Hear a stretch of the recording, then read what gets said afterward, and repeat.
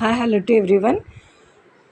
This video I'm going to solve a problem from indefinite integrals. The question is evaluate integral tan square x into sin square x dx. Tan square can be written as secant square x minus 1 into sin square x dx. ఇది multiply చేస్తే ఇలా వస్తుంది. Then after that again secant square x అంటే 1 by cos square x. మళ్ళీ ఇక్కడ tan square x minus sin square x అని వస్తుంది. మళ్ళీ tan square x ప్లేస్లో sin square x మైనస్ 1 పెట్టుకోవాలి. సో ఎల్సిఎం తీసుకుని చేస్తే ఇలా వస్తుంది. నెక్స్ట్ స్టెప్ ఇలా వస్తుంది. ఆఫ్టర్ దిస్ అన్నిటిని విడిగా ఇంటిగ్రేట్ చేస్తాం. అలా చేసినప్పుడు మనకి ఆన్సర్ ఇది వస్తుంది.